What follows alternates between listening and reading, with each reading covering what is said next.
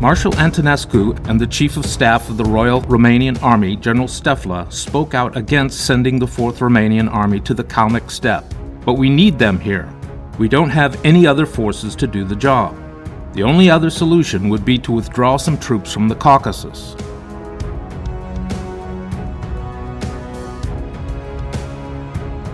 I refuse to accept this! If the army group can't provide any troops to assist us, then give us full latitude to lead Wintermarchen with our own forces.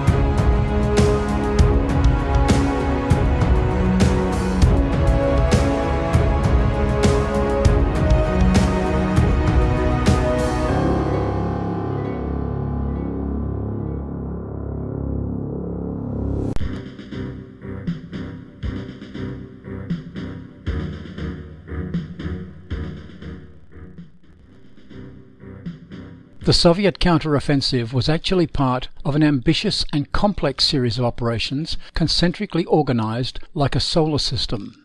Their ultimate objective was to give back strategic initiative to the Red Army in order to achieve a series of decisive successes, such as the encirclement and destruction of at least one German army group.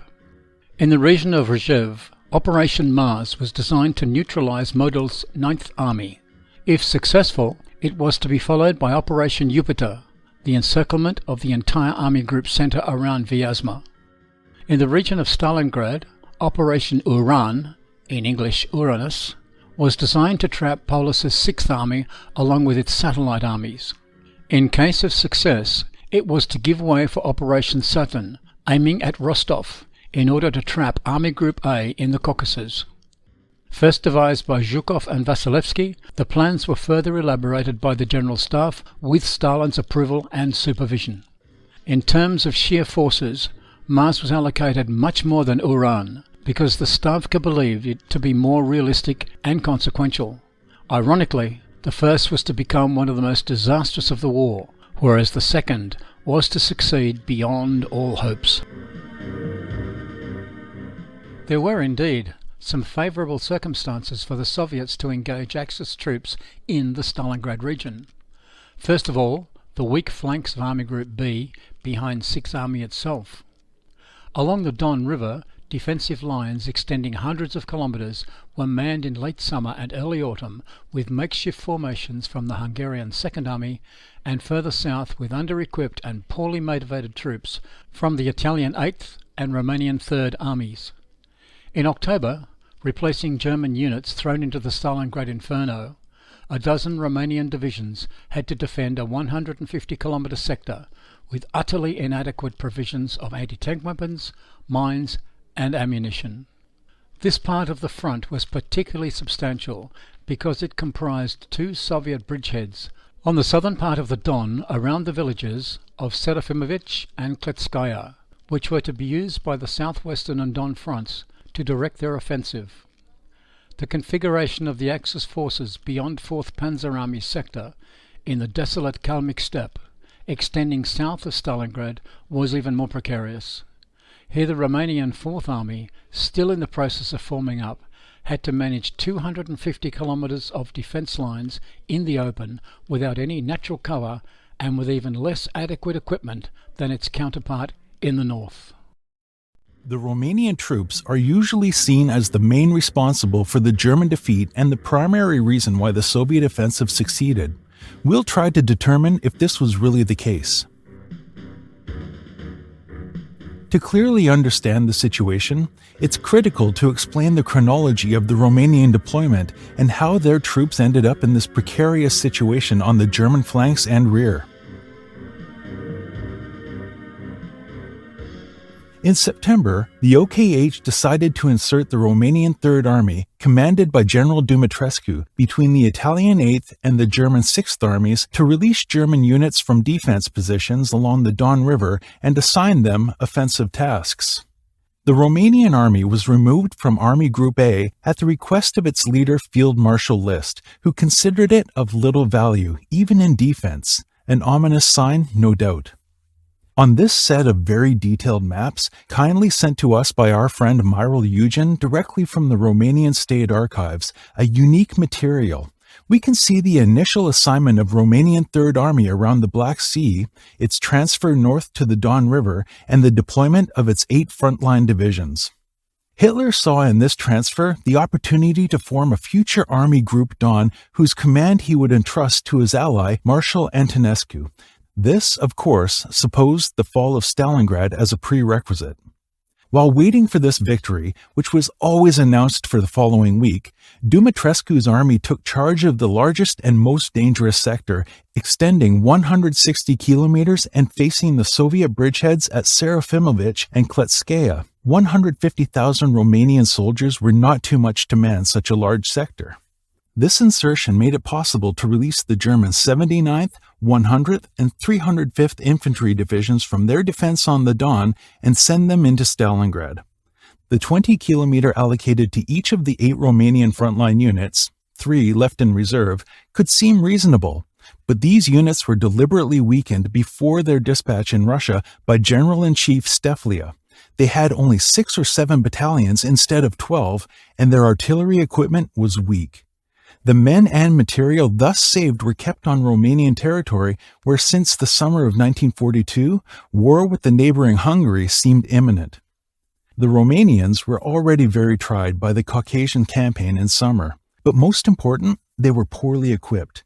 The request of 1 or 2 German divisions to beef up the Romanian front on the Don was rejected by the OKH. The only German aid consisted of 60 PaK-40 anti-tank guns, meaning 1 for every 2 or 3 kilometers, 3 times lower than the standard for German troops.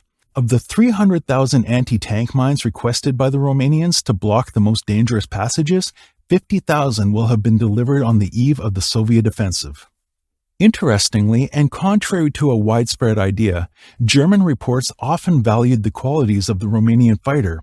Of peasant origin, resistant to toil, cold, and fatigue, he was considered intrinsically sound, but he suffered from homesickness. Most soldiers haven't had any leave in 2 years. The staffing was also very bad. The NCOs were little trained and little respected. As for the officers, they seemed most often inferior to their task. They were traditionally Anglophile and Germanophobe.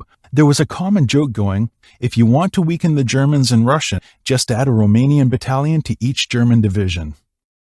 Despite these weaknesses, Dumitrescu suggested to Army Group B at the end of September an effort to drive the Soviets out of their Serafimovich bridgehead.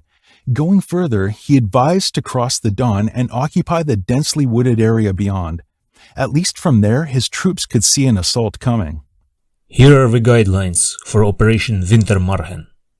Cross the Don after clearing the Soviet bridgehead at Serafimovich, and then occupy the wooded sector at the mouth of a chopper. From this area, we will have a better perspective on Russian moves, and deprive their tanks of immediate access to the right bank of the Don. Your proposal is sound, but there are no spare troops to allow you right now. We can't do anything before Stalingrad is fully secured. The fall of the city is a mandatory prerequisite for all subsequent operations. If the army group can't provide any troops to assist us, then give us full latitude to lead Wintermarchen with our own forces. You are free to lead any kind of operation in the sector allocated to you, as long as it doesn't interfere with the defensive missions assigned to Third Army.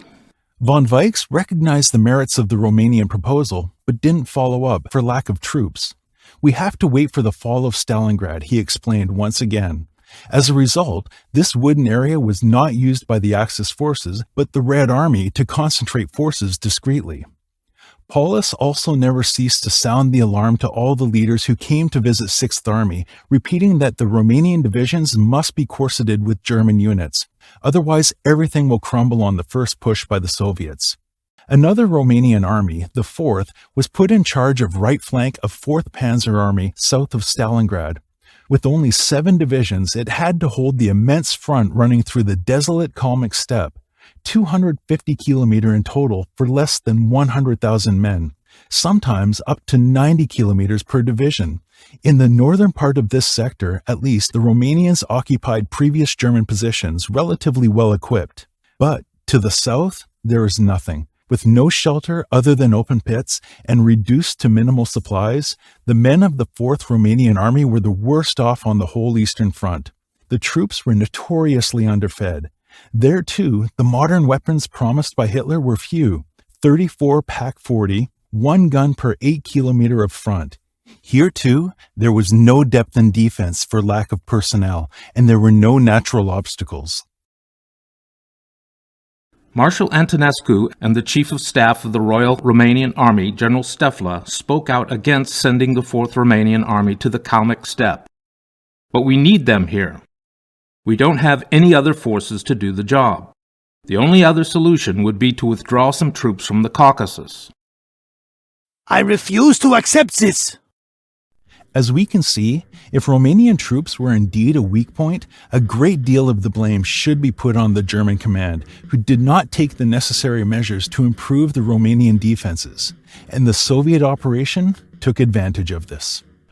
Yet, there were also many unfavourable factors which could have easily frustrated the Soviet plans. To accumulate an enormous quantity of men and materiel in regions almost completely deprived of communication lines, to move them through barren terrain without being noticed by constantly patrolling enemy aircraft, and to achieve both tasks within a minimal time span. This was, for the least part, demanding, if not unrealistic. In addition, there was uncertainty about either the German 6th Army persisting in its assault in the ruins of Stalingrad, or simply about the Soviet 62nd Army's capability to withstand these assaults. This was an absolute necessity, because any withdrawal of the many elite German formations from their fighting in the city, followed by their replacement along the Don front, would likely foil an offensive in this sector. Ultimately, there was even more uncertainty whether the Red Army command and control apparatus would be able to cope with the daunting task of coordinating 3 whole fronts, aggregating no less than 11 armies and 100 divisions in a joint operation for the encirclement of one of the most important German forces, a competence it has been plainly lacking until now. Altogether, Uran was an extremely daring plan, especially when considering that its foundations were laid almost 2 months before its actual onset, at a moment when it seemed that the Soviet defences in Stalingrad would collapse at any given day. Planned for mid-October in an early version, it was postponed for a first time to the 9th of November, to be finally set for the 19th of November due to a lack of supplies and an inadequate readiness state for several divisions. The operation's principle was first to break through the 3rd Romanian Army's defences in front of the Serafimovich and Kletskaya bridgeheads 100 to 150 kilometres northwest of Stalingrad. Then a day later, to break through the 4th Romanian Army's lines 50 kilometres south of the city. After the breakthroughs, tank and mechanised corps were to be thrown into the breach, proceed to operational depth without getting stuck in fighting, then move as fast as possible from both directions towards Kalach on the Don, thus surrounding 6th and 4th Panzer Armies, 75 kilometres away from their forward positions on the Volga.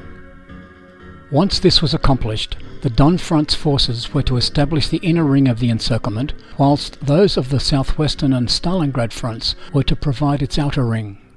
The stage should thence be set for the ultimate destruction of the German armies, a task devoted to the inner force, whereas the outer force was to prevent any attempt to rescue them from outside the encirclement. The process also implied the preliminary encirclement and annihilation of the 3rd Romanian Army's main body, along with the German 11th Corps on the western side of the Don. Overall, such a move was not difficult to predict. Back in the Russian Civil War, the Red Army had already performed a similar maneuver against the White Army's coalition in the battle for the city when it was called Tsaritsyn. During Churchill's visit to Stalin in summer, the dictator mentioned the outlines of a similar idea. Hitler also acknowledged this possibility to his own staff. Paulus was even more worried about what appeared as obvious, given the front line's dispositions. However, there was an immense gap between the theoretical threat and its actual realization.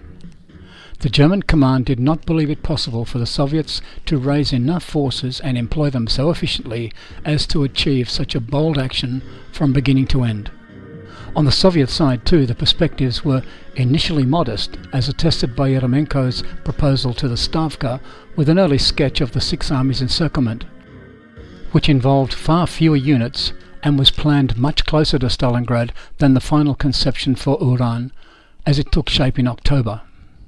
To ensure its success, the Soviet High Command kept the operation under the utmost secrecy, restricting its implementation to the representatives and key leaders Zhukov and Vasilevsky, who supervised a dedicated operational group in the General Stab, along with a few other special advisors and coordinators, such as Voronov as head of artillery, Fedorenko as head of armoured forces, and Novikov and Golovanov as head of aviation and long-range bombers.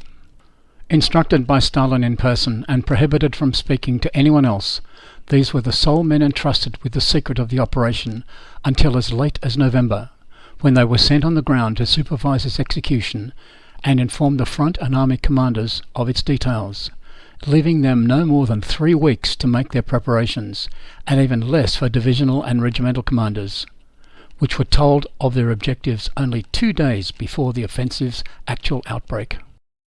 An exceptional effort was applied to the logistic lines. Routes were created in almost deserted regions, crossings laid over the Volga, huge traffic maintained despite enormous constraints.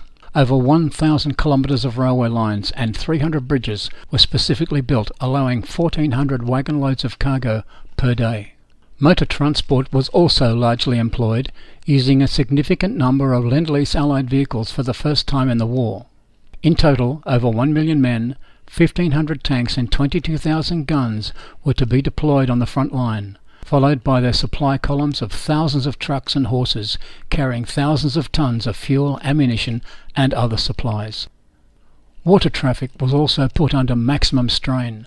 The Volga flotilla deployed titanic efforts in order to ferry most of the Stalingrad front's formations across the river, avoiding the drifting ice flows.